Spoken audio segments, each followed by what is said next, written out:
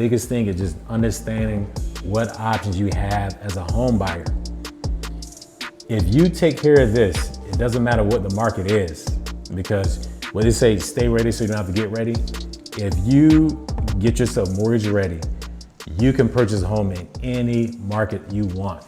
The biggest crush ever branded on my brain. When I laid eyes on your back in the 6th grade. My first dream girl called her Ella Jane. She might have never.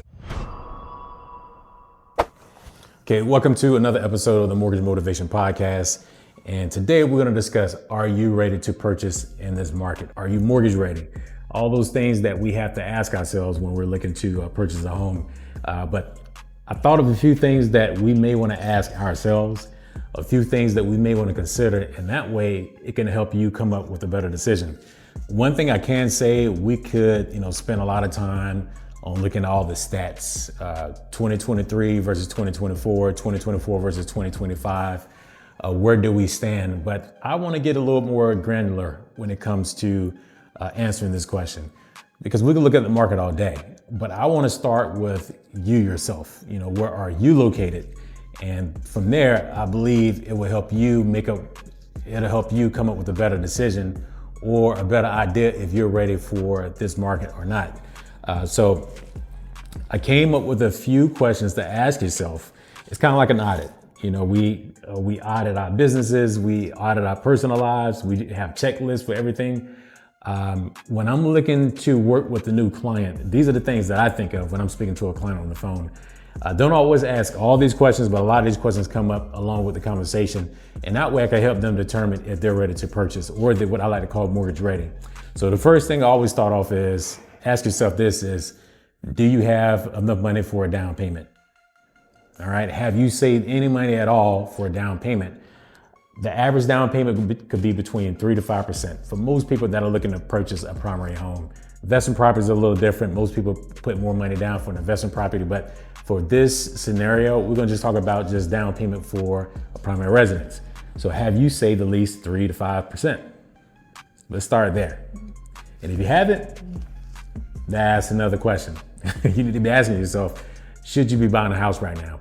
And the easy math of doing that, so if you're buying a home that's $100,000, 3% of that would be $3,000, 5% of that would be $5,000, and so on and so forth. So you want to start with that. Do you have enough money for a down payment? The other thing is, even beyond the down payment, how much money will you have left over after the real estate purchase? So if you save money for your down payment, you also have money for your closing costs, how much money will you have left over? These are the things that a lender look at when they're evaluating your loan. They want to see that you have money left over. If you're really trying to do this the right way, outside of just doing the bare minimum, which I highly discourage, if you want to do it the right way, you want to have more than what you need, because when a lender sees that, then that's going to tell them, okay, if we lend out this loan to them, if we lend out this money to them, they will have money left over just in case something happens. If they lost their job, they have money left over just in case something happens. They would be able to make their mortgage payment. The other thing would be is that should be something you should think of too, because you never know what type of emergency will pop up and you need additional money outside of the real estate purchase. A lot of times people think about the actual transaction itself and forget that, hey, we gotta get the lights turned on. We have to, get the cable turned on. We have to purchase Wi-Fi, groceries, gas, if you have a gas car. If you're gonna charge your electric vehicle, how much that's gonna cost you a month, all those things should come up in your head. And to me, that all kind of leans into the cash reserves. So how much cash reserves do you have? So something to think about. I will always say between 3 to 6 months to give you a number. I don't wanna just talk in just general terms. I always like to give you something to kind of utilize when you're doing your evaluation. The second thing is, have you looked at your credit? Where's your credit stand right now? Your credit score is above a 680 credit score? Your score is above a 750? If you're waiting to make the purchase, that would be the time to really evaluate your credit scores. And not only your credit scores, but also the credit report itself. So you want to look at your credit report. What is the current health of your credit? Do you have revolving credit? Do you have just installment loans on there? Do you have high balances on your credit report?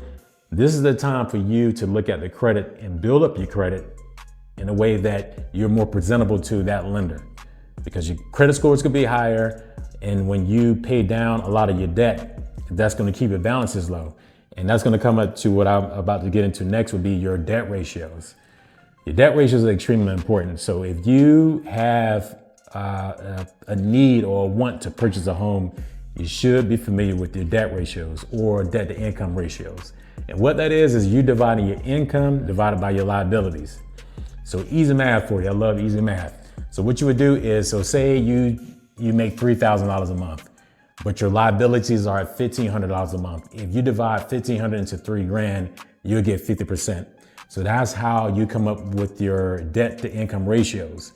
And what happens is when you sit down with the mortgage broker, with the loan officer, we're gonna evaluate all of this. So your credit, we're gonna take a look at your income, we're gonna look at your liabilities, and that's how we come up with your pre-approval in a short form, right? When we say that the max that you could go to is 600,000 or 700,000, that's how we come up with that max. We're looking at your debt ratio. So we wanna see how much income you have versus how much money is going out.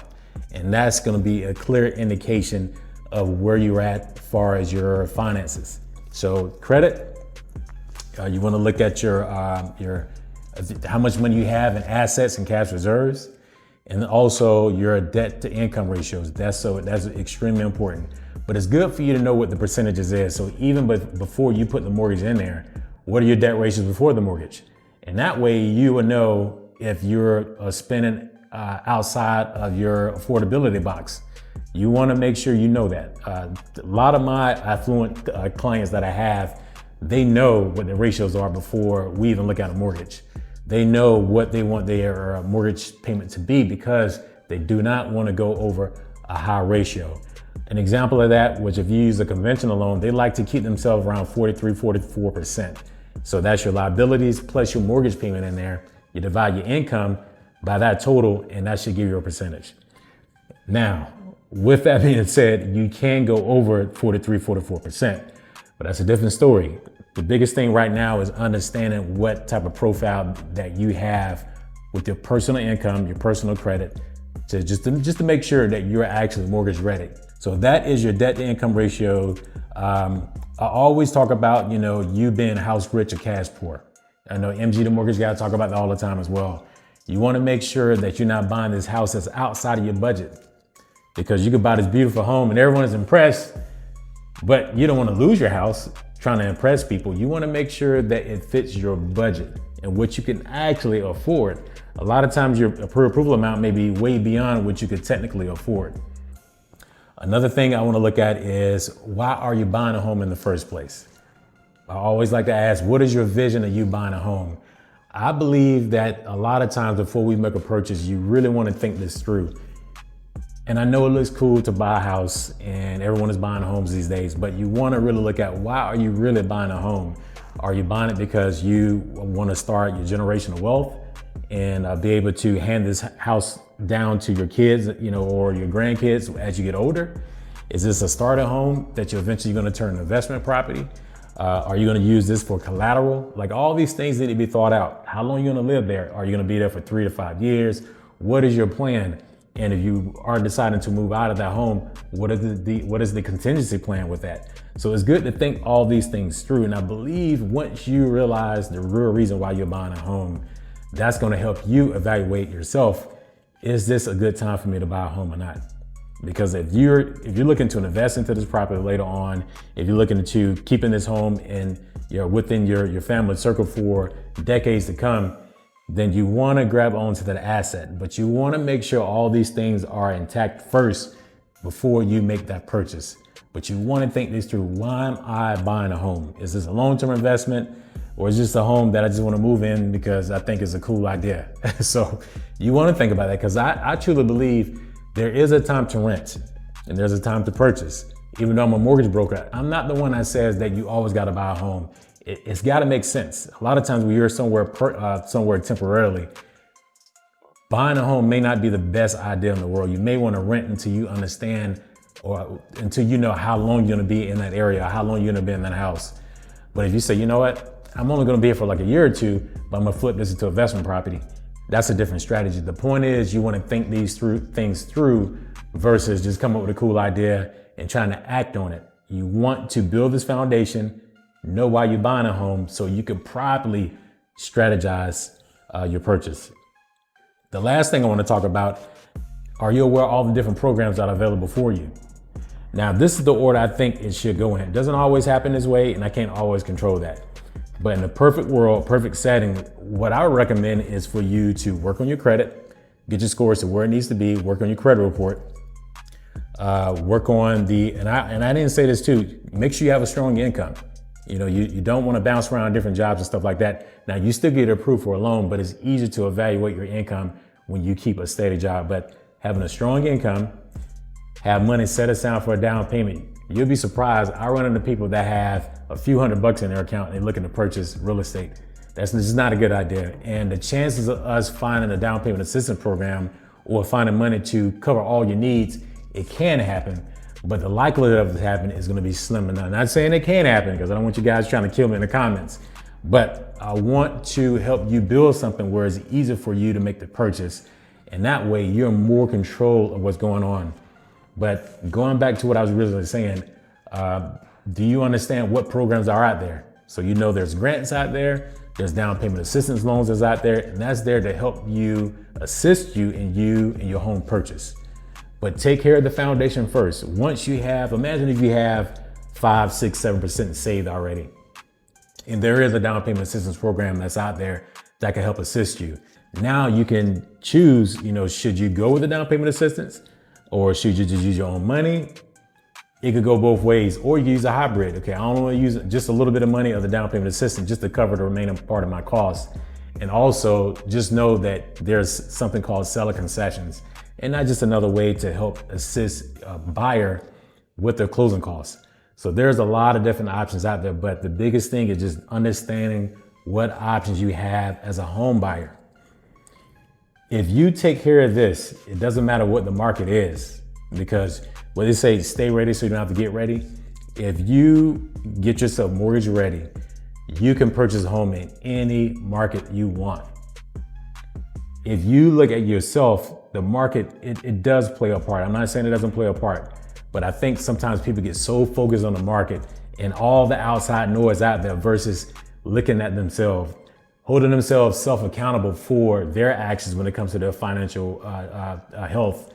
You want to focus on what you have going on first. So once you do that, now you can make a proper evaluation. Should I purchase in this market? And keep in mind, this video goes out to, you know, every state. So it depends on what market you're in. Every market is different. The point is, take care of your income, take care of your credit, make sure you have down payment money, understand what your debt ratios are, and really get familiar with the different programs that are available for you as a home buyer. And when I talked about the down payment assistance, there are programs out there that will give you money even if you already owned the home before in the past. So there's a lot of options out here for you, but I want you to concentrate on you first. Once you have that taken care of, now you could properly evaluate, are you ready to purchase in this market or the next market or the following market? Take care of home first. Save that money, work on the credit, do things the right way. And it doesn't matter what market you're in, we all gonna thrive together. If you have any questions, let me know. I just wanna make a real quick video on this. This is weighing heavy on my mind. And after a bunch of phone calls and you hear the same thing all the time, this is the time to really think about these options that you have available for you. Take care of yourself first, get yourself mortgage ready, and then let's talk about, are you ready to make that purchase? And honestly, you don't have to wait until you have all this set up. You wanna sit down with a team too that knows what they're doing. So you wanna sit down with your realtor, you wanna sit down with me as your mortgage broker if you decide to use me, and we could come up with the strategy. So if you're looking to buy a house in a year or two, there's nothing wrong with pre-planning these items. You can do that. That makes a whole lot of sense. Now, look, Gary, I wanna buy a house in the next year. I wanna buy a house in the next 2 years. What do I need to do right now? So therefore, it will eliminate my stress, reduce my stress when it's time for me to make the purchase. That's all I got for you today. Hopefully I gave you some nuggets in there. Let's get yourself mortgage ready. All right.